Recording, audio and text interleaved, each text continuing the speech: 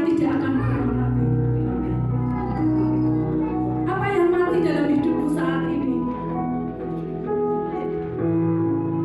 Mungkin kesehatanmu, mungkin imanmu, mungkin pekerjaanmu,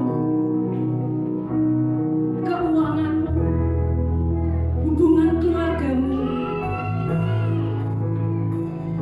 hubungan antara sesama teman.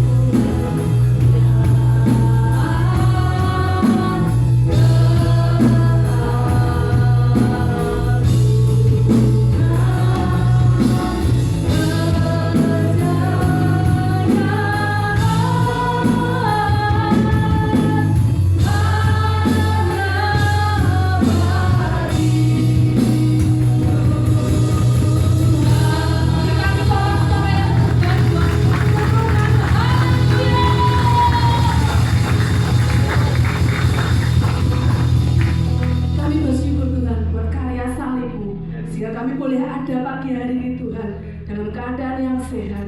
Terima kasih Tuhan buat karya keselamatan yang sudah membebaskan kami dari segala dosa yang harus kami tanggung Bapa. Terima kasih Tuhan. Terima kasih Engkau sudah bangkit, Engkau sudah hidup, Engkau sudah menyediakan tempat buat kami ya Bapa. Terima kasih Tuhan kalau pagi hari ini kami mau merayakan kebangkitan Tuhan.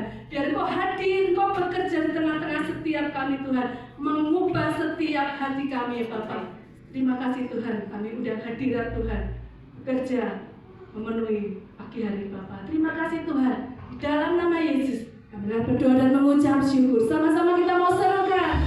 Amin. Haleluya. Kita mau jabat tangan kanan kiri kita. Kita mau katakan Tuhan sudah bangkit.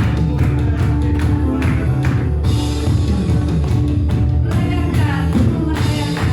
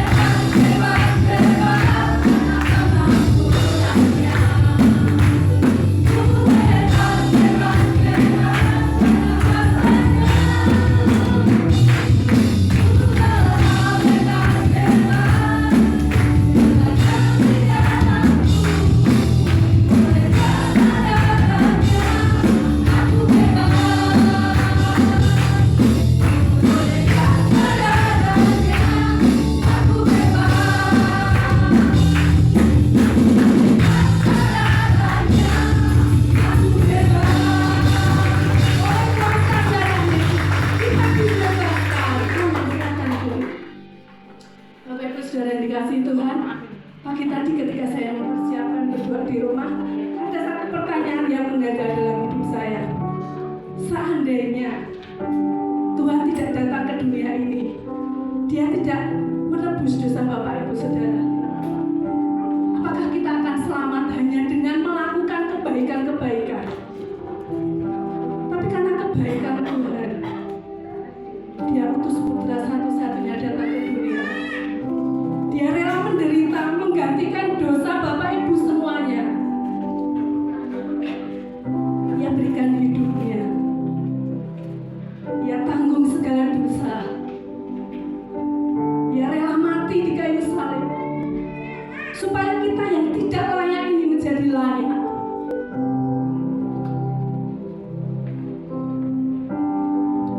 Kemana kita dapat pergi menjauhi roh Tuhan yang suci? Ketika Tuhan sangat mengasihi kita, apakah kita akan meninggalkan Tuhan hanya karena sesuatu hal yang Tuhan sanggup untuk melakukan? Kita mau sama-sama menyanyikan lagu ini sebagai pertanyaan. Kemana aku dapat pergi?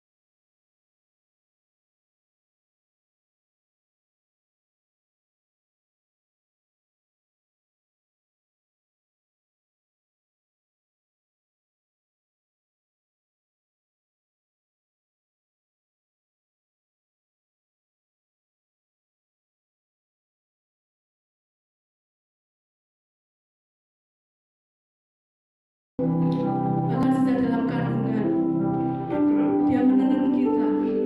Dia ngerti jalan-jalan yang akan kita lalui. Dia sudah merancangkan banyak hal untuk kita. Dan satu hal yang Dia rancangkan adalah sebuah kebaikan untuk kita. Pagi hari kita mau merenungkan betapa kasih Tuhan melimpah dalam hidup kita. Dia tetap Allah yang setia. Ketika kita tidak setia sekalipun, Dia adalah Allah yang setia. Jangan hanya karena sebuah masalah kita mau meninggalkan Tuhan. Keselamatan tidak dapat kita capai dengan usaha kita sendiri. Keselamatan kita peroleh karena anugerah Tuhan. Jangan pernah sia-siakan anugerah yang Tuhan sudah berikan kepada kita. Jangan kita bermain-main dengan dosa. Karena kita mengatakan upah dosa adalah maut. Kasih Tuhan, temannya lalui sungguh besar. Sungguh besar.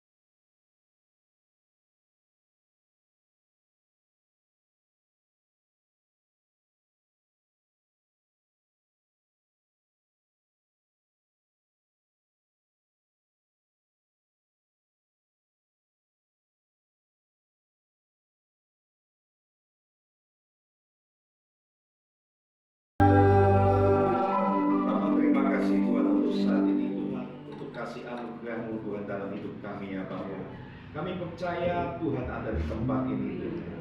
Setiap kami mengalami Tuhan, merasakan Tuhan ya Bapa. Jamah setiap hati kami jadikan tanah yang subur ya Tuhan. Ya firman-Mu boleh akan bertumbuh berbuah kali lipat. Biar hamba menyampaikan isi hati Tuhan, bukan oleh karena hikmat marifat manusia, tapi oleh karena keyakinan akan Roh Kudus. Serahkan Tuhan di dalam tangan-Mu. Dalam nama Tuhan Yesus kami telah berdoa dan mengucap syukur. Yang percaya katakan amin.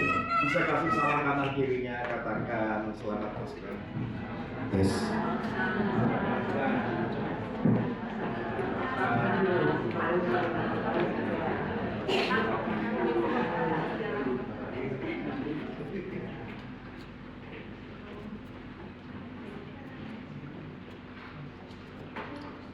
Oke, shalom Bapak Ibu Saudara.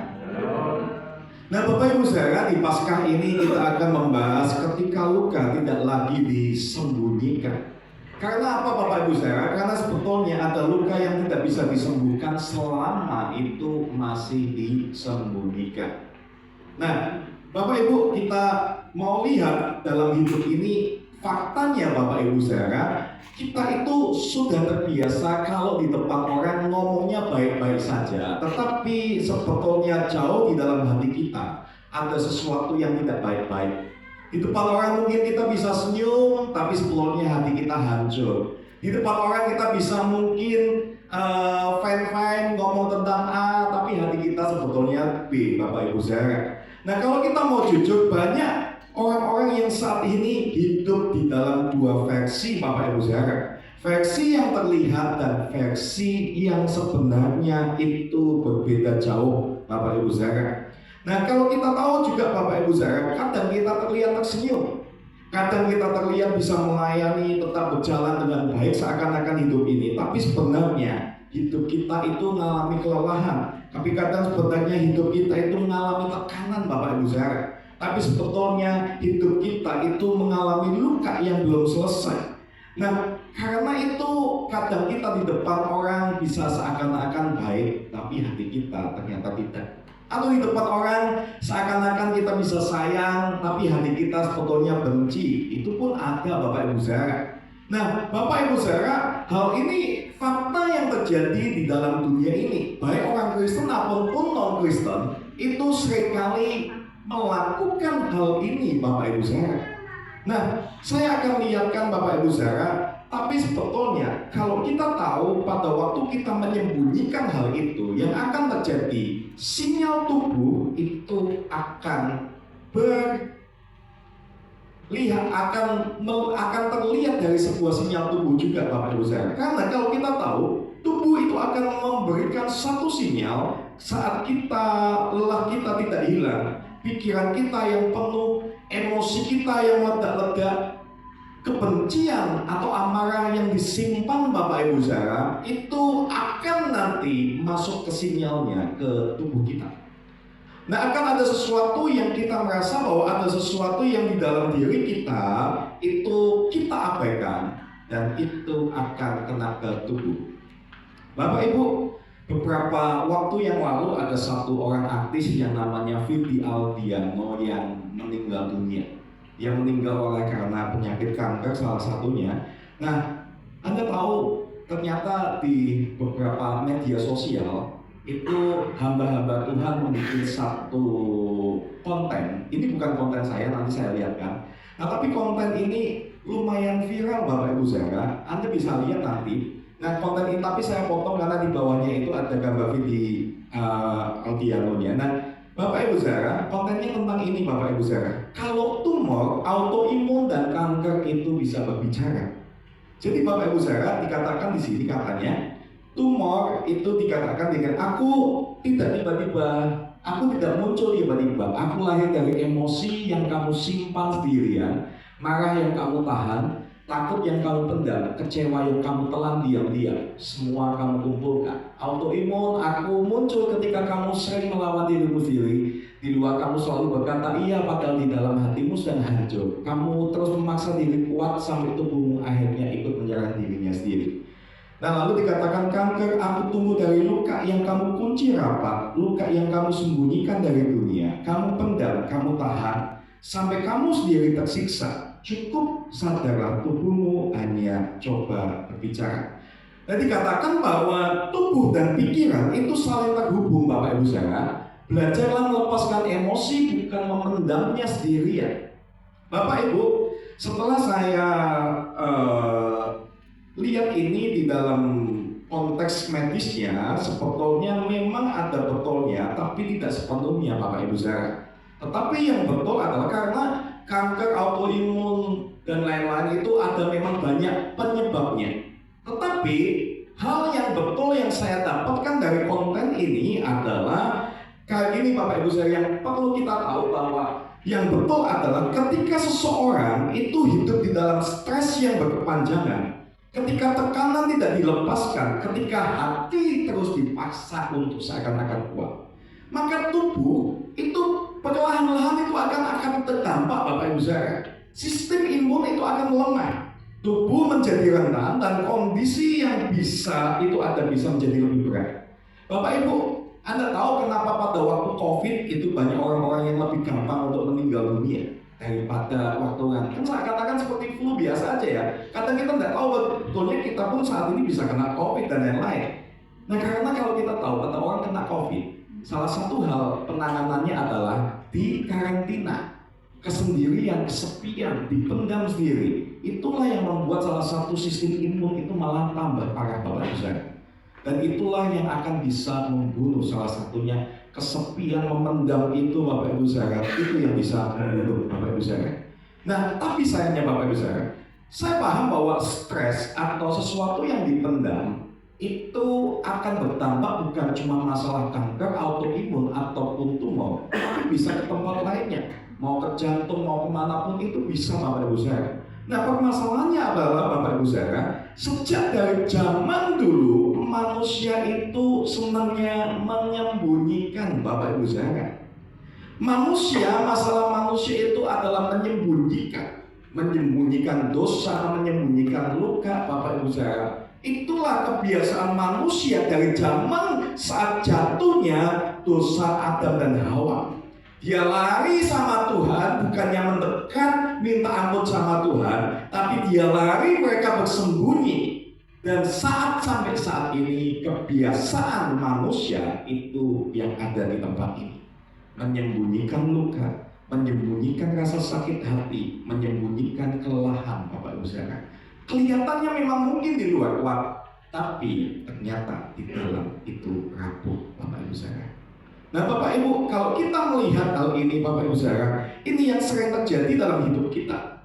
Sejak awal manusia seperti itu, Adam melakukan itu, dan saat kita terluka, kita kadang sulit untuk bercerita, kita tidak jujur, kita tidak datang. Justru kita menghindar, justru kita malahan menutup diri, kita berpura-pura kuat, karena kadang kita takut dianggap lemah. Karena kita takut mungkin tidak dimengerti, kita takut ditolak, akhirnya kita belajar seakan-akan menjadi sepertinya kuat, tapi sebetulnya rapuh di dalam Bapak Ibu saudara. Marah yang kita bungkam, kecewa yang kita telan Bapak Ibu saudara, dan takut yang kita pendam, dan kita pikir selama ini itu tidak apa-apa dan bisa kita jalani hidup ini. Kita pikir semuanya itu akan baik-baik saja. Padahal Bapak Ibu saudara, tidaklah demikian. Luka yang disembunyikan bukan berarti luka itu sembuh, tetapi luka yang dipendam itu akan berpindah tempat dari jiwa, itu akan kena ke tubuh Bapak Ibu saudara. Dan endingnya akan kena ke roh juga. Endingnya kita mengalami keterpisahan hubungan dengan Tuhan. Nah Bapak Ibu saudara, mari kita pahami ini Bapak Ibu saudara. Kenapa saya mengatakan hal ini? Loh, ini tentang Paskah, kenapa kok bicara tentang ini? Bapak Ibu saudara, memang saya kaitkan. Salah satu yang saya kaitkan adalah Tuhan Yesus itu ternyata pada waktu bangkit tidak pernah menyembunyikan lukanya. Loh, Tuhan Yesus bisa membuat orang kusta itu sembuh, mencelikkan mata orang buta. Masa cuma luka-lukanya saja? Kenapa kok tidak dibikin halus kayak gitu kan? Kenapa tidak mungkin dia bisa bikin itu halus? Tapi kenapa Tuhan Yesus ingin tetap menunjukkan yang namanya lukanya? Kita tahu bahwa pada waktu Thomas itu melihat Tuhan Yesus, awalnya dia tidak percaya dan dia ngomong seperti ini. Apa Tuhan Yesus ngomong sama Thomas sebelum Thomas ngomong sama Tuhan Yesus, sebelum aku melihat bekas paku di tangannya, dan sebelum aku mencucukkan jariku ke bekas paku itu dan ke dalam lambungnya, aku tidak percaya. Ternyata lalu Tuhan ngomong, damai sejahtera Allah, dan dia ngomong, taruhlah jarimu di tanganku dan ulurkanlah juga tanganmu ke lambungku, dan engkau akan percaya. Nah Bapak Ibu Saudara, Yesus tidak menutupi lukanya pada waktu Paskah. Pada waktu dia bangkit, dia tidak menutupi lukanya. Dia tidak membuat lukanya itu hilang Bapak Ibu Saudara, tapi dia membiarkan lukanya itu terlihat. Dari sini kita bisa belajar Bapak Ibu Saudara, karena Tuhan itu ingin ngomong sama kita, aku tidak menyembunyikan lukaku supaya kamu pun tidak perlu menyembunyikan lukamu Bapak Ibu Saudara. Dalam Paskah kita tidak hanya melihat kemenangan, tapi kita melihat luka yang nyata itu di dalam tubuh Tuhan Bapak Ibu Saudara. Kristus tidak datang sebagai Tuhan yang jauh dari yang namanya penderitaan.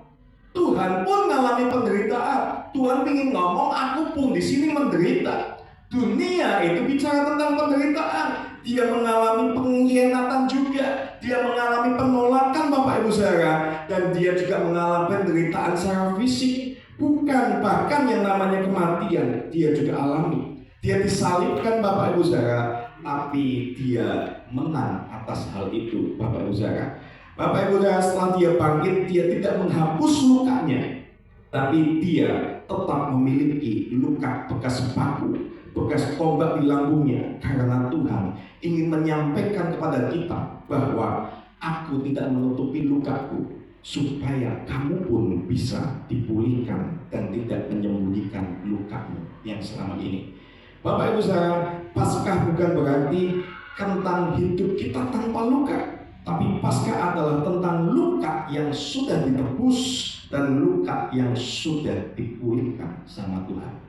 Nah Bapak Ibu Saudara, kalau kita mau melihat apakah luka-luka Tuhan Yesus itu sangat-sangat hebat.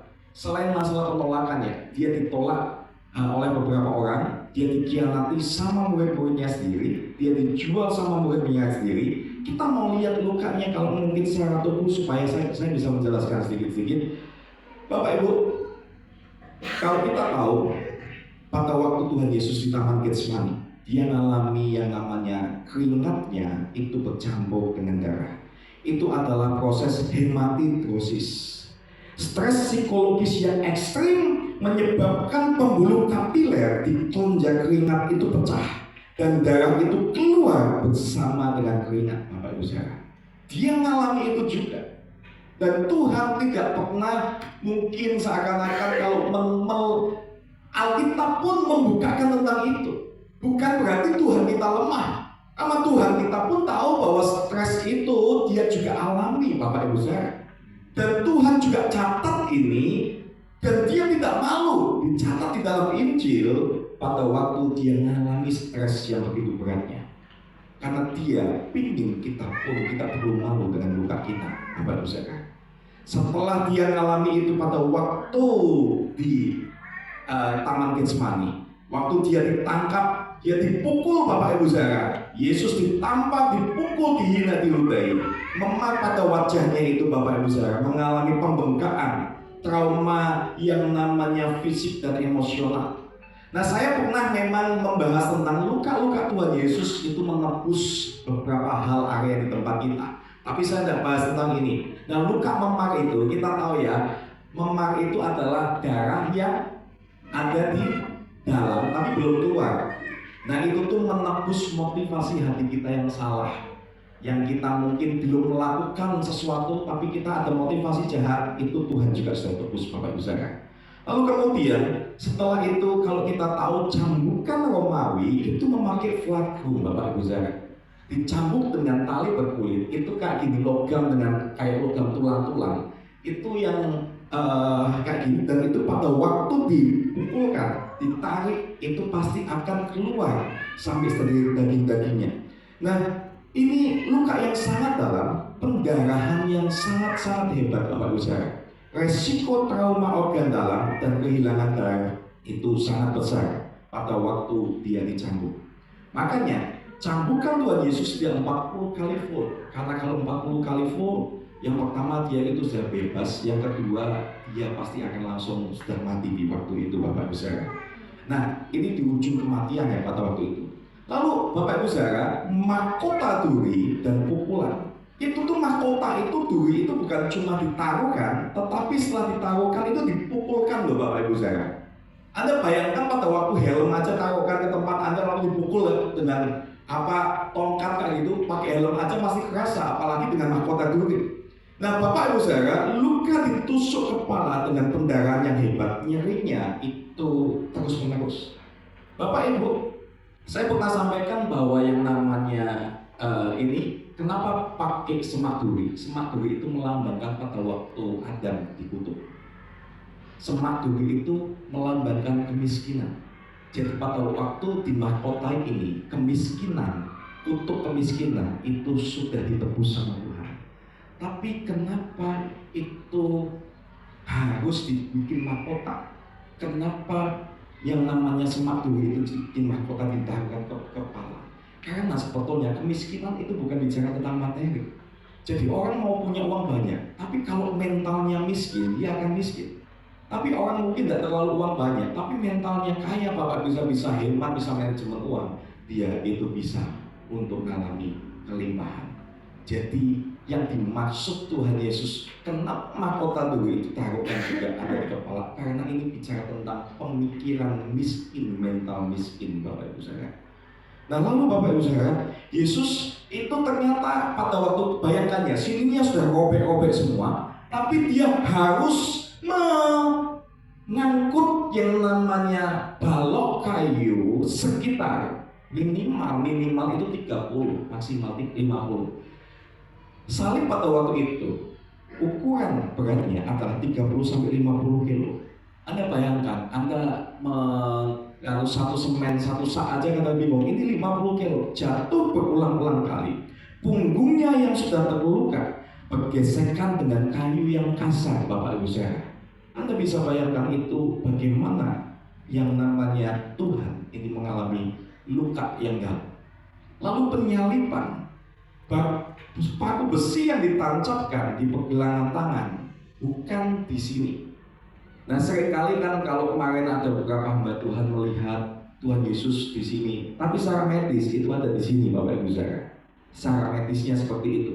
Itu mengenai syarat utama, menimbulkan rasa sakit seperti sengatan listrik, Bapak Ibu Saudara. Nah setelah itu kakinya juga di situ. Lalu yang terjadi juga Tuhan Yesus mengalami asfiksia.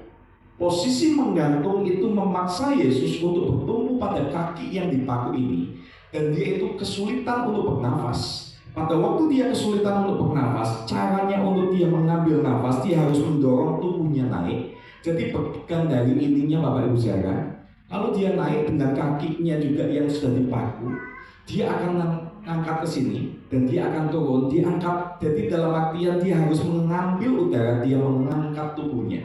Yang pertama, ininya pasti kita bayangkan bagaimana tangannya dan kakinya untuk bertumbuh. Yang kedua, pasti punggungnya pun bergesekan dengan yang namanya kayu salib yang kasar itu.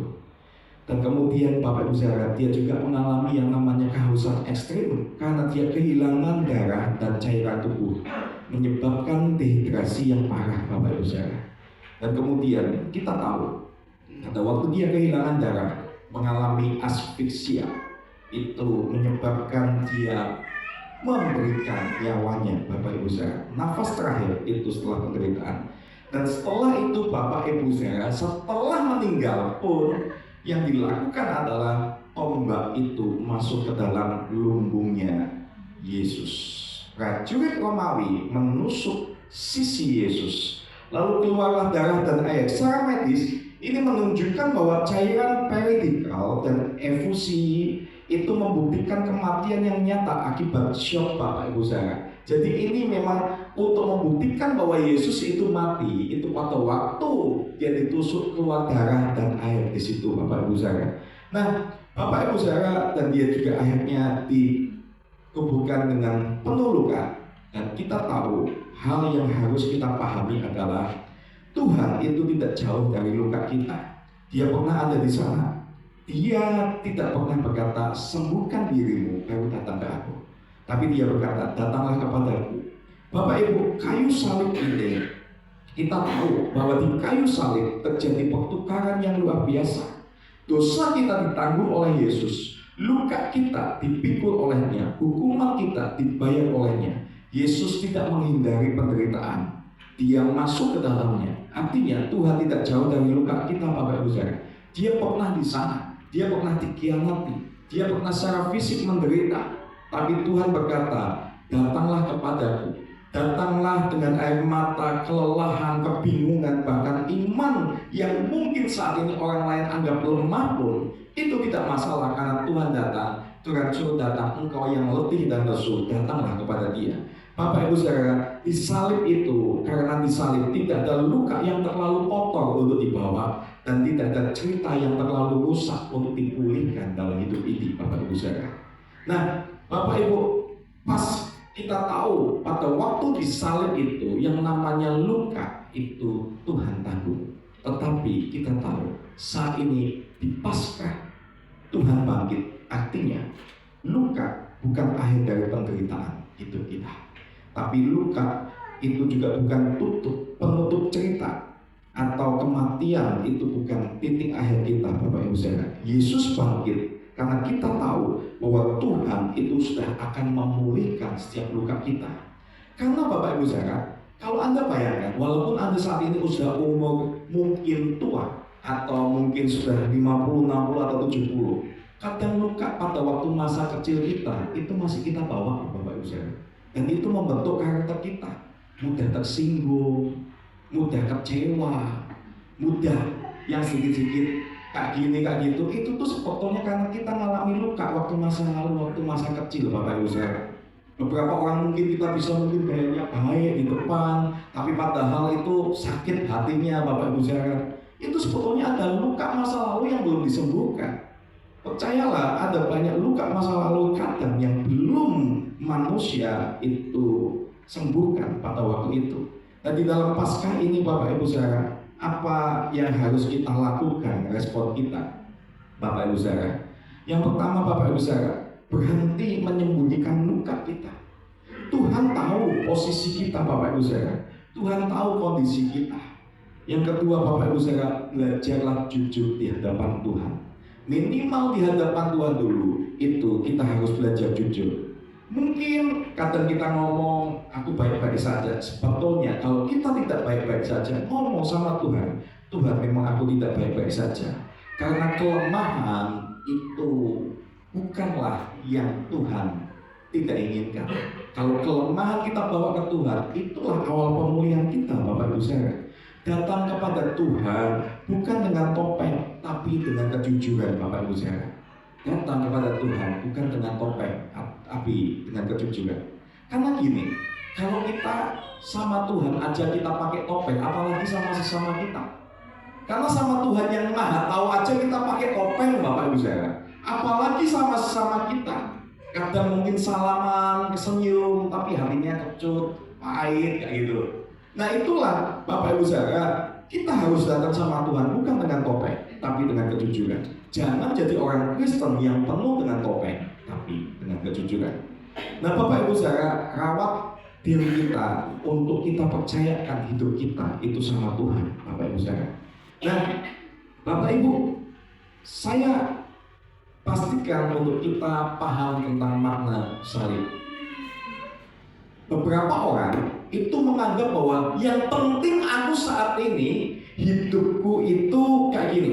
Kadang banyak orang itu ngomong bahwa yang penting hidupku saat ini, aku sama Tuhan saja. Biarkan urusanku sama Tuhan, sesuatu yang vertikal.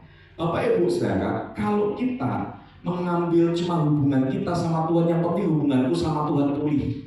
Bapak Ibu, satu garis satu dari hubungan yang namanya vertikal ini itu akan membentuk cuma huruf I. I itu adalah I, saya, ego. Bapak Ibu, kalau kita cuma ngomong yang penting hubunganku sama Tuhan, nggak perlu aku ke gereja, aku mau doa online saja, mau ibadah online dan lain-lain. Tapi aku nggak perlu nanti kalau aku ke sama gereja nanti bisa gesekan. Bapak Ibu, kita itu sedang mengagungkan ego kita. Karena keselamatan bukan cuma garis vertikal, Bapak Ibu saudara. Tapi keselamatan yang namanya salib adalah vertikal dan horizontal. Itulah yang membentuk salib dan keselamatan. Tapi ada beberapa orang, yang penting kan hubunganku sama orang kan baik, tidak masalah. Untuk apa? Aku terlalu aktif untuk berdoa, untuk aku memuji Tuhan dan lain-lain. Itu membentuk yang namanya garis pendatar atau minus. Bapak Ibu saudara, kalau Anda mungkin bisa punya hubungan sama teman semuanya baik pun, tapi tanpa hubungan sama Tuhan, ada yang minus dalam hidupnya. Tetap akan ada yang kurang di dalam hidupnya. Karena kalau kita tahu yang namanya salvation atau keselamatan, itu adalah hubungan vertikal dan horizontal. Jadi kalau kita mungkin hubungan kita pulih dengan Tuhan dan baik sama Tuhan, tapi kalau hubungan dengan sesama Anda masih benci, masih satu sama lain tidak enakan dan lain-lain, percuma Bapak Ibu saudara. Tidak akan terjadi keselamatan dalam hidupmu.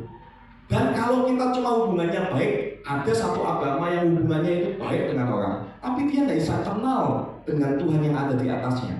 Percuma, itu pun tidak akan menyelamatkanmu. Jadi keselamatan hidupmu, kalau Anda memang mau hidup dalam kekalahan, itu adalah vertikal dan horizontal, itu harus seimbang. Karena pengorbanan Kristus menyatukan kita dengan Tuhan dan juga mengutus kita untuk mengasihi sesamanya.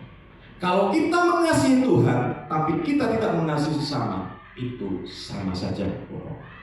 Bapak Ibu saudara, luka di hati kita, mungkin kita luka dengan Tuhan, kita pulih, tapi kita tidak bisa pulih luka dengan sesama, percuma.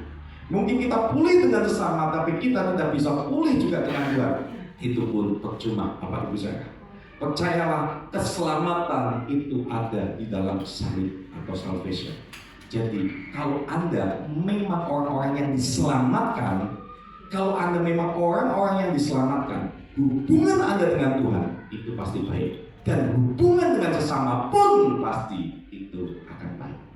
Kalau Anda masih menyimpan luka, Tuhan katakan, datang, karena Paskah ini aku menyembuhkan yang namanya luka yang disembunyikan itu. Amin Bapak Ibu saudara. Mari kita siapkan hati kita.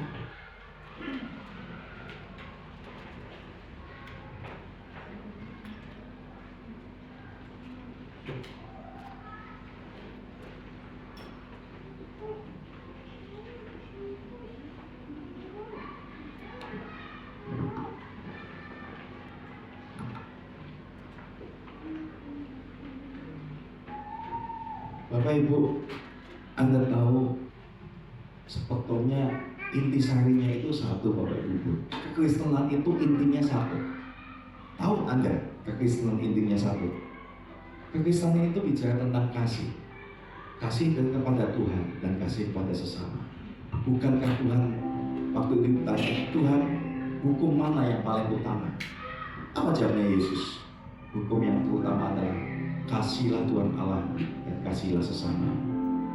Anda bisa mengasihi Tuhan, tapi Anda belum bisa mengasihi sesama Anda. Itu perlu dicek.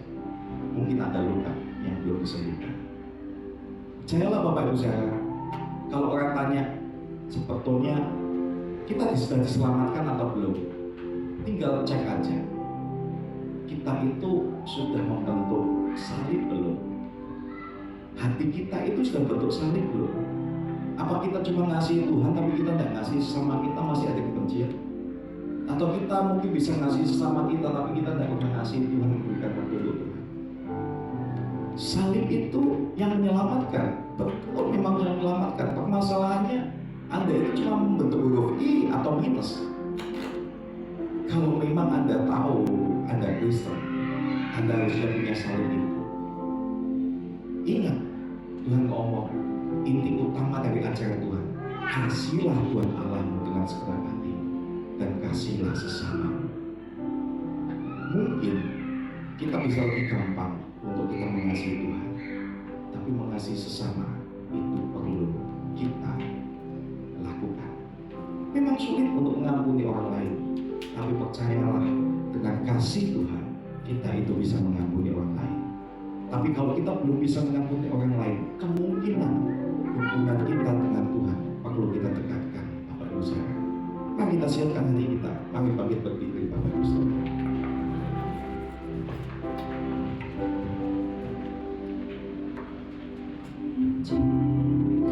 Hati kita luka, Bapak Ibu Saudara.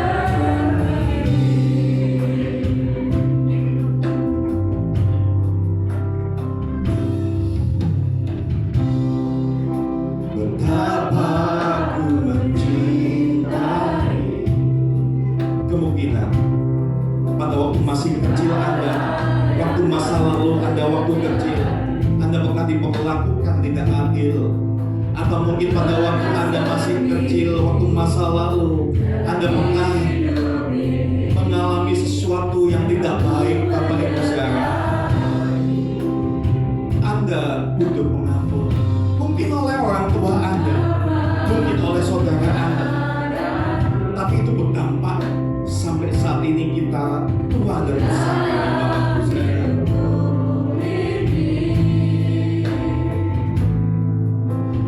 Selalu memberi rancangan terbaik oleh karena kasih.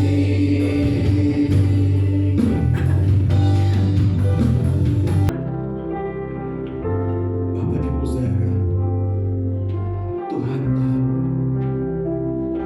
apa yang kau alami saat ini.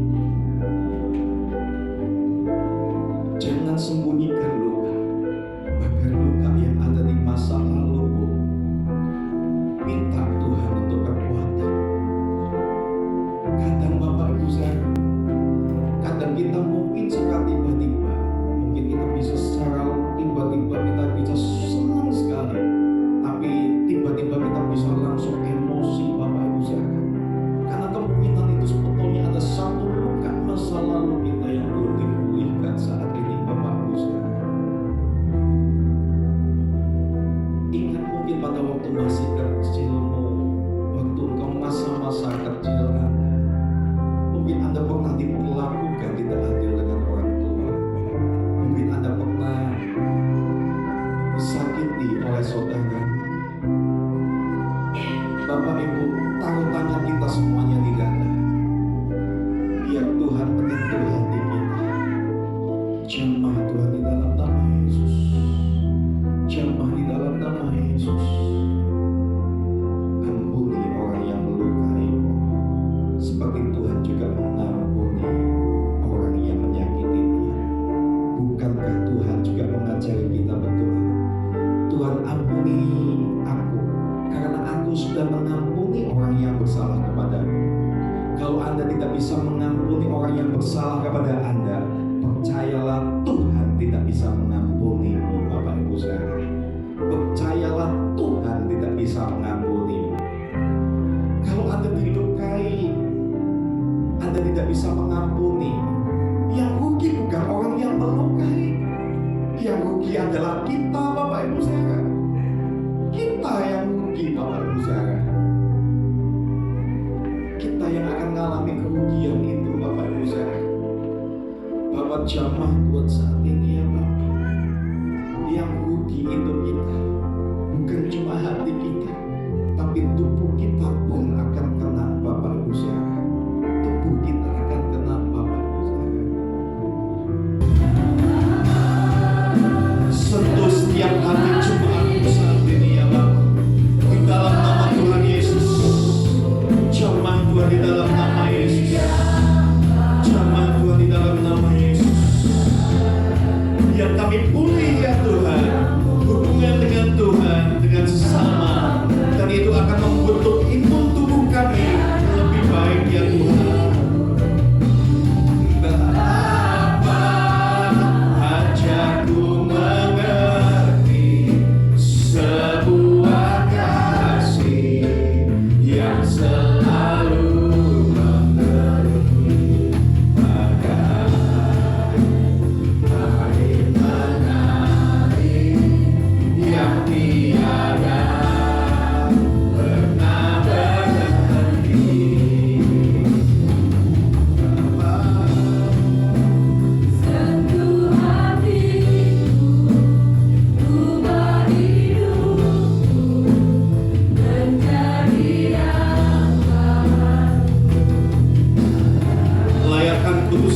roti dan anggur yang ada ya Bapa.